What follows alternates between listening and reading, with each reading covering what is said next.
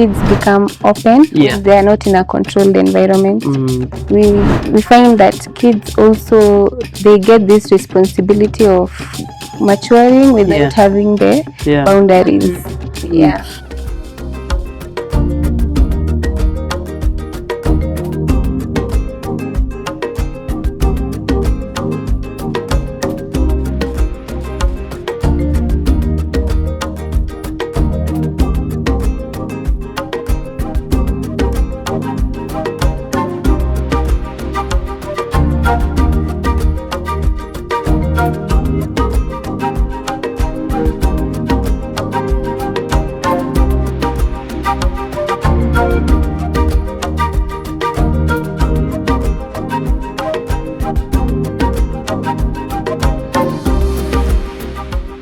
Hello everyone, thank you for being here and thank you for following, liking, subscribing to the Teachers Podcast KE. My name is Miss Mokaya, your host. Here we talk about everything safeguarding, everything well-being, everything growing and thriving children. And to add on to the very many things we've talked about, I'm sure if you followed us long enough, you know that there's a lot of things that goes into keeping the child safe. Today, we have a guest that is going to talk to us about trips and safeguarding children on trips. As a teacher, I know that my responsibility of taking care of children does not just go in school, but even out of school and even on school trips. And we've had very ugly stories of children that have been harmed, children have been killed even on school trips, and explanations are usually not forthcoming. Information is not forthcoming. So I'm very happy to have Roxane here to debunk some of those things that we need to know about school trips. So Roxane, thank you for being here. I'm very excited for this conversation. Maybe you introduce yourself and tell us what you do, then we get into it. So I'm Roxane Amimo, the founder and director of True Tours Limited. Our main focus is school trips, experiential learning and events. We believe kids learn best through exposure, not through how they are locked in classroom. Yeah, that's what we focus on most. Experiential learning. Maybe for a parent that doesn't know what experiential learning, they are paid school fees, they would like their child to be kept in school. Why do I have to keep paying extra money for experiential learning? What is that? Experiential learning basically is learning through experience, exposure, and touching, sensory. Yes. Okay. And this is important because it enhances the learning that is done in class. Yes. And it adds to that information. Okay. So why do we need to take care of children? Why do we need to talk about safeguarding during trips? It's very important because most of the time kids become open when they are not in a controlled environment. Yeah, because in school there is uniform, schedules, timetable, but when you take kids out there, they are more open. You get to see different personality. Yes. You find out that a kid who is maybe they say reserved, you find they are a good leader out there. Yes, you find some kids get anxious in a very crowded environment. We find that kids also, they get this responsibility of maturing without having the boundaries. So maturity without boundaries. Let me pick that from there. So you're out there, you're open, it's wild. So what do I need to do to bring you back to a controlled environment, either as a teacher, as a trip leader, a trip organizer? What do I look out for? So we divide our kids into groups of 10. Each group gets an instructor with instructions. We also have pre-trips, like a training where we interact with the teachers, communicate with the parents, especially international trips. You're leaving your kids to fly out there for a long period of time. So we have that structure of communication. We have fire safety officers, we have first aiders who come with us, and also we train the teachers because we have to go with the teachers. So what kind of training do you give them? For example, let's say I'm taking 50 students to the US and I have 3 teachers accompanying me. What kind of training does this teacher need? We do first aid for pediatric. Yeah. We also do a run through. Yeah.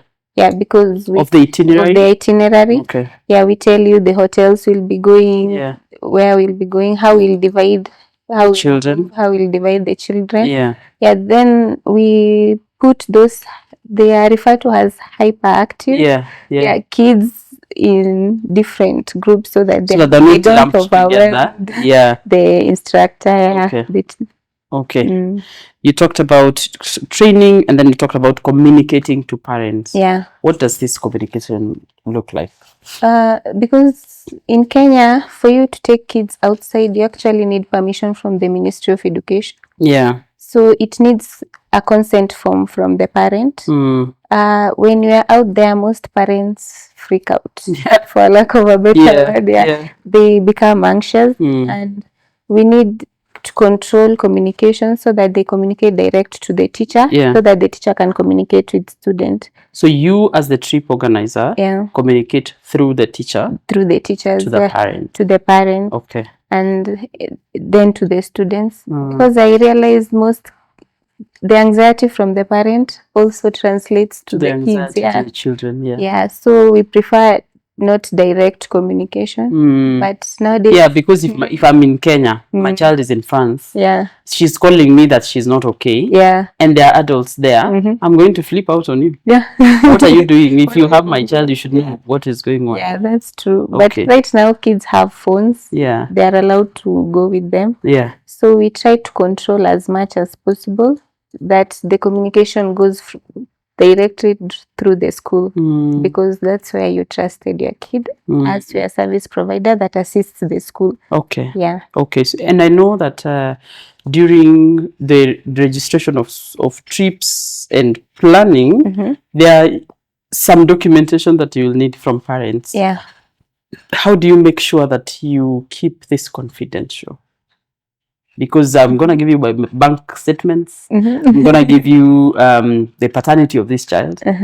Maybe somebody who doesn't want the information out there, but you've come across an influential person. You're like, oh, okay, so maybe this is not the father of this child. Yeah. The father is registered as different. How do you treat that information? So the people who work with us sign an NDA. Okay. Yeah, they're not allowed. NDA is non-disclosure agreement. They're not allowed to share phone numbers or contact that individual directly. Okay. Because our communication goes through the school to the parent. Yeah, so we keep the information very safe, and it's very confidential. Okay.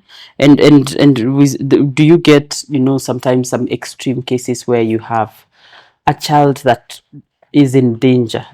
Let's not even, before we even go to international trips, even local trips, we are going to the National Museum, we are going to Kisumu.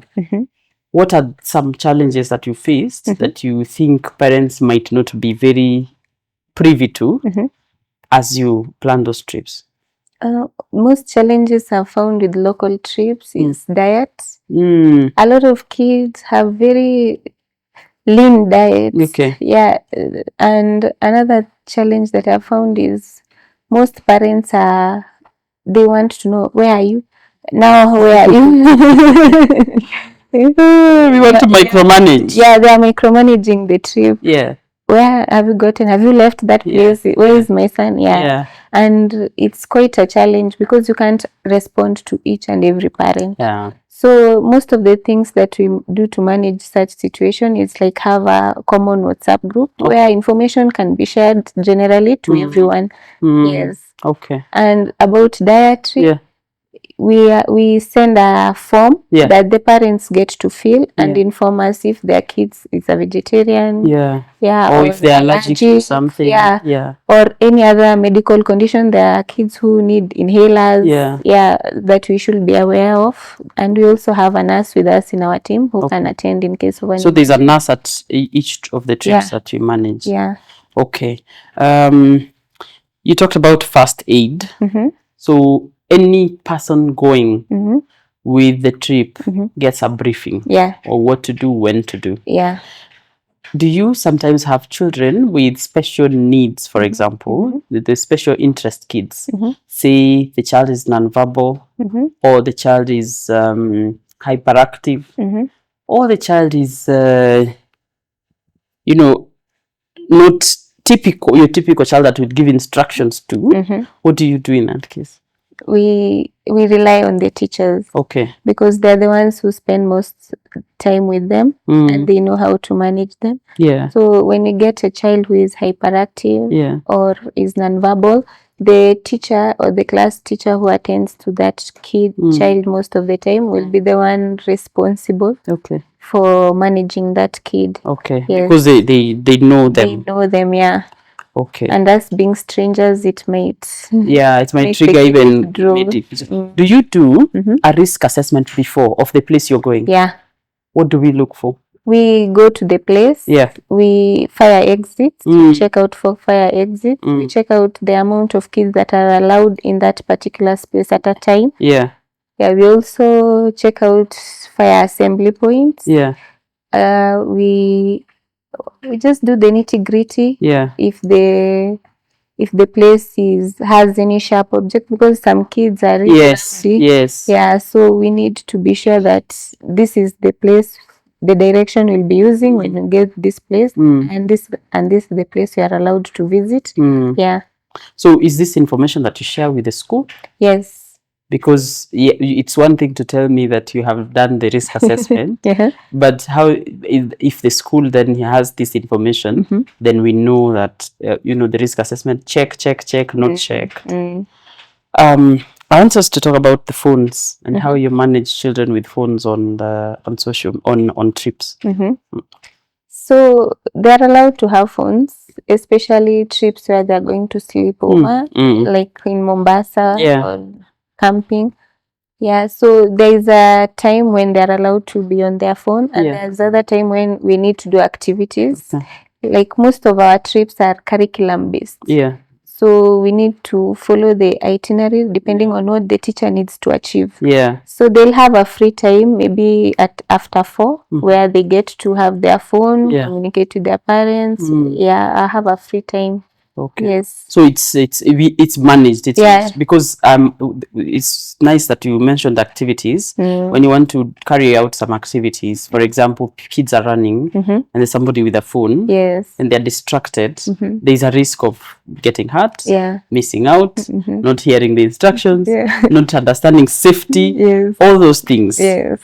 Okay, so the phones, and you don't get kids that refuse to just let their phones go. I've realized that there are kids who want to be adults. Yeah. When you try to tell them, no, this is not allowed, they shrug it. Yeah. So what we do is we communicate to them, this is the importance of what we are doing, and you will get your phone after this. Yeah. Yeah. Yes. Okay. There's the form on what kids eat. What happens when children go ahead? For example, a lot of children that are allergic to nuts are really allergic. Yes. Have you had a case where a child had an allergic reaction? No. No? Oh, nice. No. Due to our pre-visit, we do a site visit prior to the trip. We make sure we also plan the meals.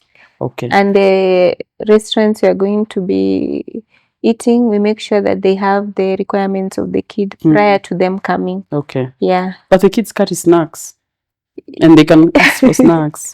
I remember sometime when I was going for trips with students, there's a child that was diabetic, and there are things they were not allowed to eat, but they snack it because they're a child. They want a sip of soda, and you have to manage and also administer medication.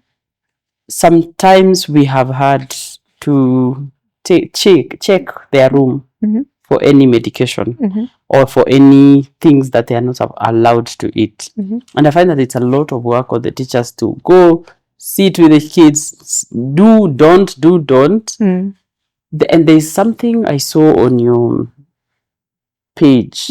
Was it a do and don't? The myths and facts about trips. Yeah. Do you want to talk about that? I think it's important that parents hear about that. Yeah. Yes. So most people believe that any travel agent can book a bus, can plan a trip. But we don't believe that. We believe trips should be curriculum based. So if you're a teacher, you come to me, you tell me this is where we are, this is what we want to achieve with this trip. And then that's our goal, that's our vision, that's what we set the trip about. So we make sure that at the end of the day, you don't just gain having fun. You know, most schools just go out, have fun, come back. We make sure there is impact. Yeah, so they're learning something. They are learning something. Okay. Yes. Another thing is safety. Yeah. With kids, safety is really important. Yeah. There's nothing that scares parents most as trips.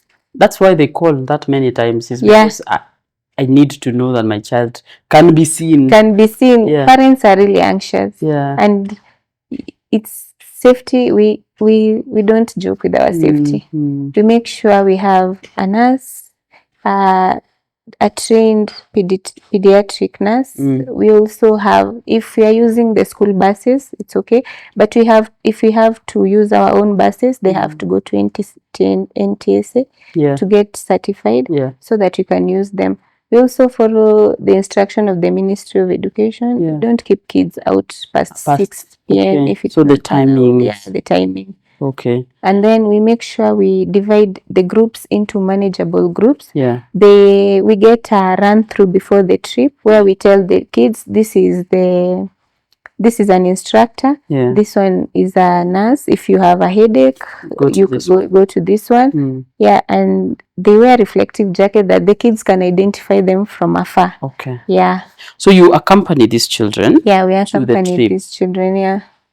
One of the things as a teacher I faced backlash from parents is they think this is a money-making business for the schools. And to be very honest, there are some schools that quote ridiculous amounts of money for trips. How do you then cost it in a way that it's learning, but it's also value for money? Yeah. Yeah. How do you do that? So our trips are custom depending on the school's need. So we get the quotation as I've lost my line of thought. Yeah.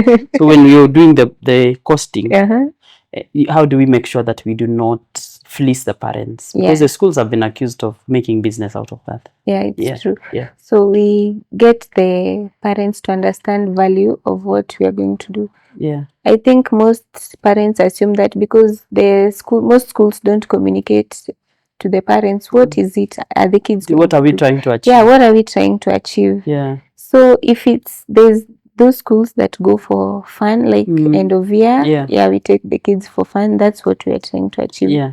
If we are going for learning, we develop a curriculum aligned trip where we indicate to the parents this and this is what we achieve at the end of the day. These places are where we are going, so that they see value for their money. You know, at the end of the day, you want your kid not only to experience other things but also to come back with a different something.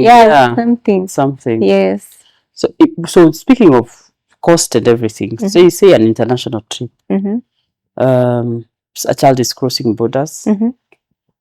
They have certain needs.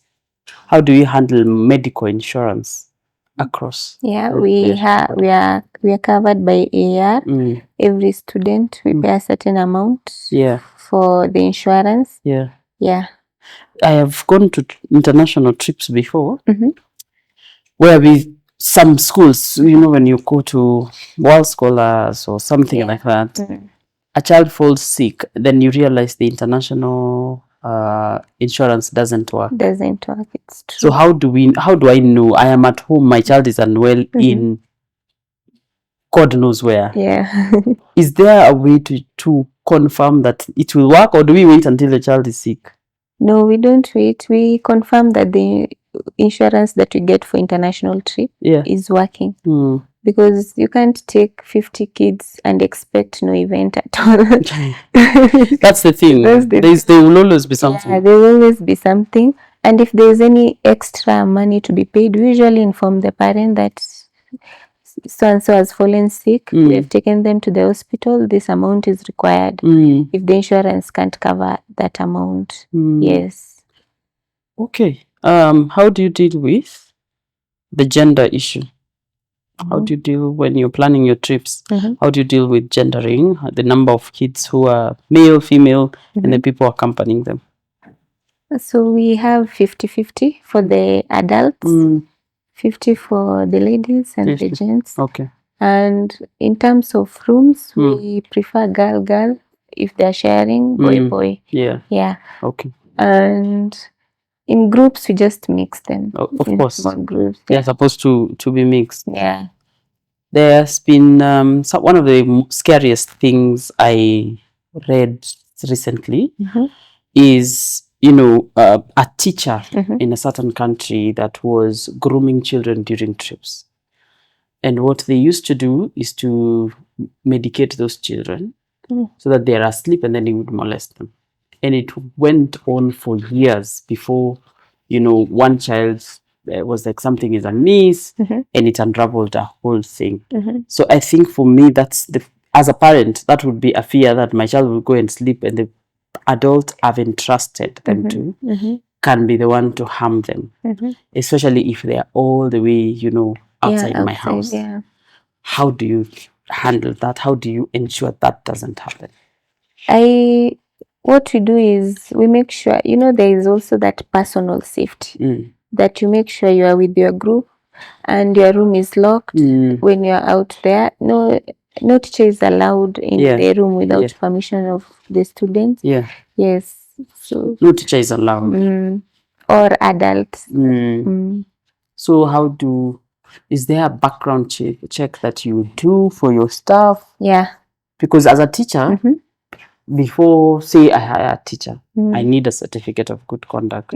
What do you require from your team? From our team, they give us the certificate of good conduct. We do a background check, their employment history. We make sure we contact the former employer and understand why they left the former job to now coming to seek employment with us. Yeah. We also do daily trainings with our team to ensure they understand safety of their kids, of these kids is our number one priority. They understand the safety. Yeah. And do they sign anything like a safeguarding contract or something? Yeah, they sign a contract with us that they make sure that their number one priority is protecting the child. Okay. Yeah. Okay. Interesting things. Speaking of anxiety, and children being anxious on trips and parents being anxious. You have a nurse on board, you have a pediatric nurse on board. Do you sometimes feel like there's a need to have a counselor in a trip? Or can that be dealt with by the teacher? Yeah, we believe children are more open to a face they are familiar with. Yes, right. Yeah, so in case sometimes you get a kid is really down. Yeah. It's not like they're enjoying the trip or something. Yeah. You communicate with the class teacher if they can communicate with the child and make sure everything is all right. Okay. Yeah. So you just work with the people that you'll be. Yeah. So what I'm hearing is that it's important for everybody involved in that trip to ensure that they keep within the safety measure of the child. Yes. Okay. We have, say, a festival in Mombasa. There's 50 children, and then there's a million other schools. Yes. And a child disappears. Do you feel like in Kenya we have evacuation measures or I've been to trips where we went, for example, to a very public place outside of this country, and some children disappeared, and they stopped all the activities to make an announcement for those children, and that's how we found those children. Do you feel like we have that here? No. I feel in Kenya they take safety lightly. Very lightly. Very lightly. And it's a matter of blinking an eye and a kid is missing. Yeah. Especially these little small ones. They just pass through your feet. They are gone. They are gone. And most of the kids don't understand the protocol. If you are lost, who to approach. Who do you look for? You don't just approach anyone. You have to approach someone in uniform. Also, most kids don't know their parents' name, their phone numbers, even the school name. So what we do is, it's really important from the level of the school, we advise the teacher that make sure that the kid understands that we are going on a public place. These are my team, and you should stick with your team throughout. And the other, being your brother's keeper, make sure your team member is there before we leave. Interesting. We don't have a universal way of saying shut down this mall and let's look for this child.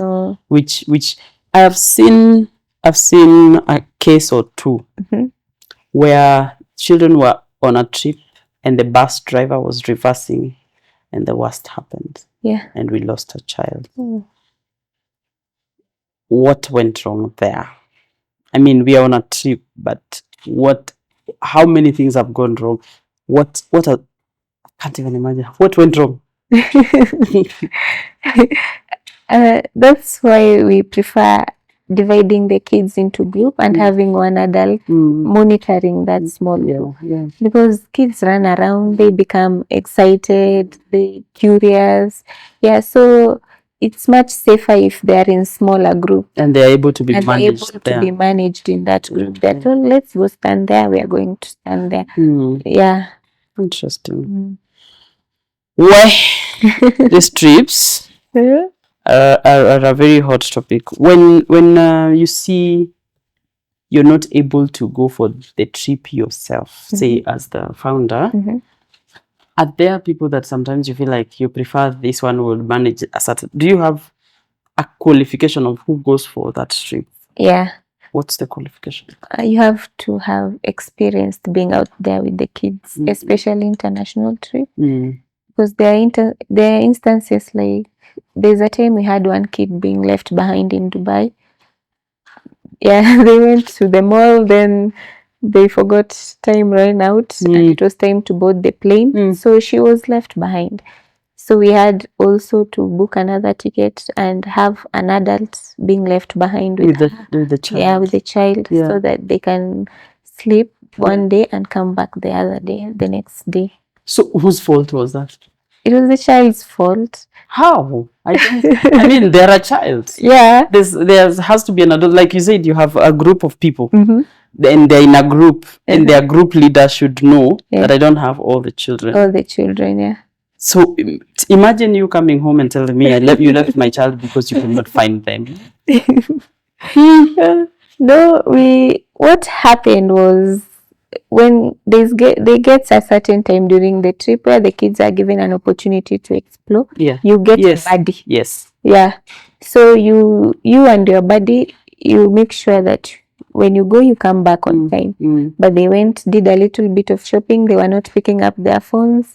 We tried reaching them, looking for them throughout the mall. We couldn't find them, and the other group had to go.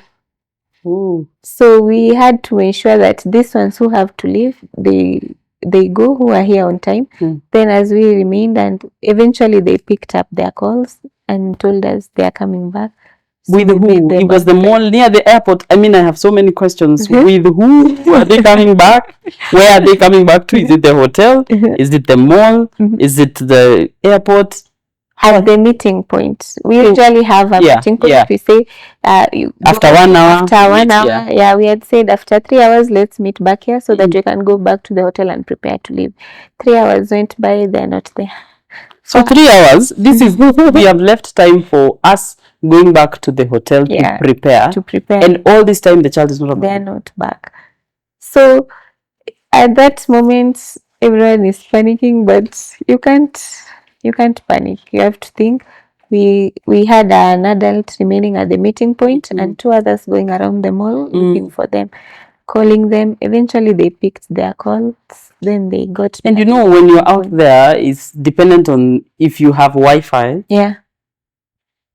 And this child does not. Oh my God. Yeah. Oh, and so you went to the hotel? Yeah, we took them to the hotel. Went to the airport? Yeah, no, they remained in the hotel for. No, these other children. Yeah, the other children went with the other instructors to the hotel, got ready, went to the airport, got on their flights, came back home.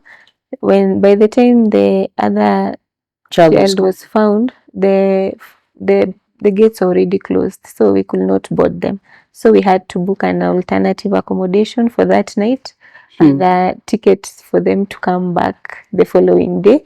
And we had to remain behind with them. How old was this child? They were around 16. Oh, I know those ones. Oh, I know those ones that have to buy everything they have to buy. Yeah. 16. Take photos. Yeah. With and alone. Yeah. How did they lose their body? They didn't lose their body. There were two of them. Oh, it's two children that were left behind. Time got a better part of them, and they forgot. Shopping. Shopping. Girls. I shudder at the thought that I would leave somebody's child behind, because the explanation I have to do once I come back. Did the parents take responsibility? Did they accept the responsibility of the child? Yes. Those were good ones. You would find parents were like, I don't know, I give you my child. Yeah, that's your responsibility. But we explain to the parent, that's why they are involved in every step. Every step. Yeah, we tell them this is what you are doing, this is what's going on, they are going to explore. If a parent does not feel safe with the kid going out to explore, they tell us, then the kid gets and stays with the teacher in the class. Yeah. Finally, when these children go to trips, they are given a certain amount of money to spend. Yeah. How do you manage that? Sometimes it's small children, sometimes some children shop and finish at the first day. Sometimes some lose the money. Yeah. How do you handle that? One thing I've realized, most parents don't send their kids with cash. They give them a card. Okay. Yeah. So we have never had to go to have an experience where a child ran out of money. Yeah, and we trust and tell most parents, communicate to their kid, this is your budget, this is what you have. If it runs out, then they need to chill. Yeah. Sit out on that. Yeah, you just you look at the others as they shop. Then if there's this thing of peer pressure that also comes, then like you want to follow your friends, since they're going this way, you want also to go that way. You find you're dividing them into groups, but this one wants to be in that group because that one is in that group.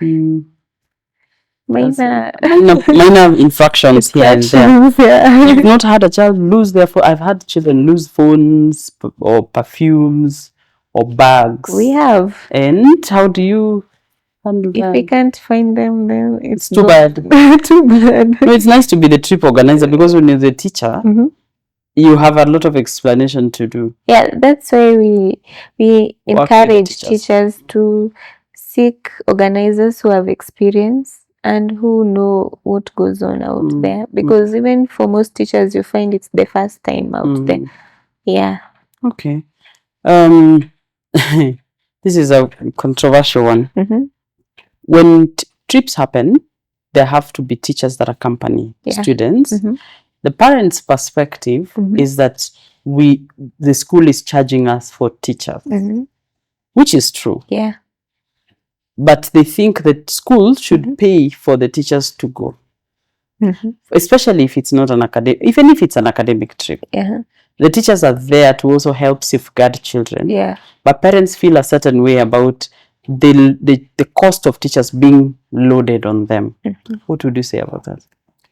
I'll encourage parents to work with the school, because the students can't go by themselves, and the teachers can't pay for the trip. It's not their trip. It's not their trip. Yeah. It's there for the students to have fun, learn, and engage outside with and in a different environment. Yeah. So obviously the cost of the teachers will come with the cost of the trip of the students. Yeah. Depending on the number of teachers they want to attend. Yeah. Yeah. You know, sometimes you go for a trip and you just would rather be at home. You know that you're doing this for the students, yes. And sometimes these trips are during the holiday. Yes. You have things to do. And I find that parents sometimes do not understand that the only reason I'm on this trip is because I'm on duty. It's not an enjoyable trip. It's work. I'm at work. Yeah. I would rather, have a trip of my own where I don't have to, because the pressure of taking care of somebody's child. Yeah. In school is a controlled environment, like you said. Outside of school, it is pressure. It's pressure. And I think parents need to understand that over and above my duty, taking your child on a trip is one of the hardest things to do. And worrying about everything. And I know that even when we go on local trips, teachers have to wake up to check that kids are in their rooms. Yeah. They have to check that kids are sleeping. They are asleep. They have to check that kids have showered, And there's a level of entitlement that comes from parents of, Kwani, what are these teachers doing? Yeah. These teachers would rather be at home, sleeping with their children. It's just an extra experiential thing you give to the kids to expose them to something. Yeah. All right. Let's wrap this up. I think you have shed some light on things that people might not necessarily have access information to. Yes. But where do they find you? If people want to reach out to you, where are you available? So we are online at True Tours KE. True Tours KE. Yeah. You can call us, reach us on email at business@truetours.co.ke. Okay. Or call us through 0742 697147. 0742 7147. Yeah. I want to appreciate you coming. Thank you so much. And for sharing this information. I think people just think safeguarding is in school, and outside of school there's more that meets the eye, more than meets the eye. Yes. And I also want to encourage the teachers that take their time to take care of students. We appreciate the work that you do. Yes. Because without you, really, our hands are tied. And for parents, once you entrust a teacher with your children, please trust them and treat them like an adult. Yes. It's not about how much money you're paying. You pay that willingly. And most of these things are not even compulsory. But once you've paid the money, I would rather you seek information than to victimize the teacher. The well-being of your child also depends on the well-being of that teacher. Then all the people involved, even the tour company, there is no need to vilify, because all we are working towards is for the safety of the child. Yeah. So let's do that together. And if you feel like maybe the cost or something is going wrong, find the teachers, find the head teacher, find somebody to talk to, so that we have a safe and very relaxed environment where the teachers are working and the students are thriving. Thank you for joining us for this episode. Please share if you think this can be important for other parents. Share widely. Hold your school to account about the trips that they are holding. Yes. Are these people vetted? Are they qualified? Are they up to speed about the trends that are out there? Because I'm not sending my child to Germany with a teacher who does not know what the trends are in Germany, what to look out for, where to go, and what to do. So do your homework, but also trust the people that can do this for you. I mean, that's why we are here, to collaborate for the sake of the child. Until the next time, bye-bye. Bye.